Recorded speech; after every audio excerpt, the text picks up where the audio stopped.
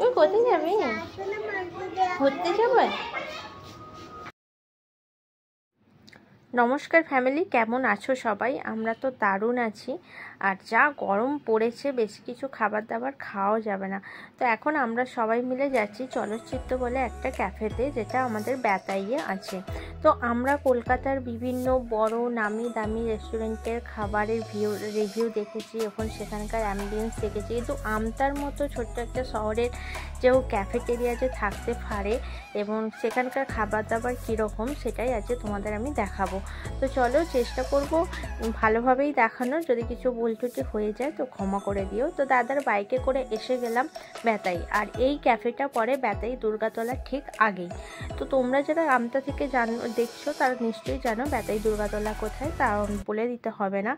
এ দেখো, আমরা দোকানের সামনেই চলে এসেছি। বাইরে থেকে দেখে যেটা বোঝা যাচ্ছে যে ক্যাফেটা একটা ছোট্টখাট্ট ক্যাফে, আর সামনেতেই এদের কুকিংগুলো হয়।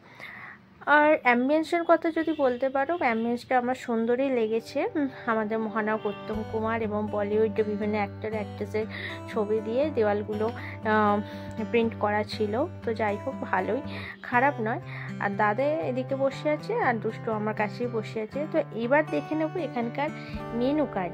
তো খাবারের পত্রের দাম কিন্তু খুবই কম, তোমরা এখানে এসে ট্রাই করতেই পারো। আর আমরা অর্ডার দিয়েছিলাম 2টো চিকেন লেগ ফ্রাই আর 1 প্লেট মোমো। গরম বেশি খাবার অর্ডার দেওয়া যাবে না, কারণ সেটা নষ্ট হবে। তো চলো এবার খাবার দাবারগুলো কীরকম কি বলে দেখাই। এখানে দিয়েছে 5 পিস মোমো আর স্যুপ, আর একটু সস দিয়েছে, ঝাল সস যেটা হয়। তো খেয়ে তো আমার মোটামুটি ভালোই লেগেছিলো, দুষ্টুও খেয়েছিল সেদিন একটা।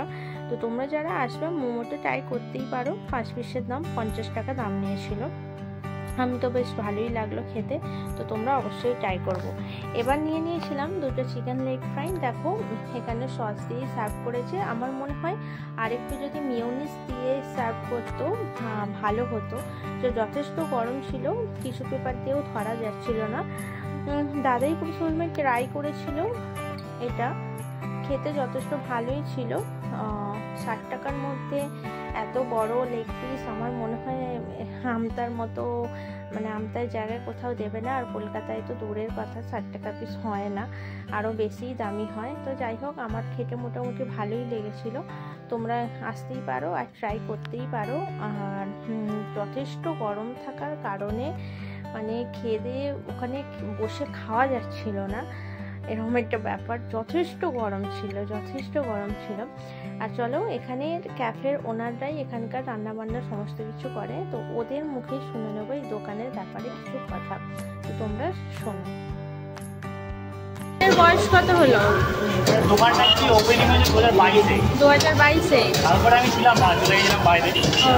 এখন এটা ফেব্রুয়ারিতে স্টার্ট করে যাবে, মানে বছর 2024-এ ফেব্রুয়ারিতে। আর দোকানের রেসপন্স কেমন হচ্ছে? ভালো। আমি কিন্তু তোমার ভিডিও দেখেই এসেছি, মানে আমার এই অনলাইন ডকুমেন্টরি করার পর থেকেই মানে রেসপন্স ভালো হয়েছে। মানে মাঝখানে দোকানটা খুব বসে গেছিল। আমি কিন্তু থাকি বেহালায়, আমার বাপের বাড়ি এখানে, আমি ওই দেখেই এসেছি এখানে। খাবার দাবার হয়ে গেছে খাওয়া, এবার আমরা বেরিয়ে যাব। আর যথেষ্ট গরম পড়েছে। এরপর আবার সেই বাইকে উঠে পড়লাম। তো দাদা বলল স্মার্টে যাবি, তো আমাদের এখানে আমতা তো স্মার্ট খুলে গেছে, তো ভাবলাম চলো একবার যাওয়া যাক।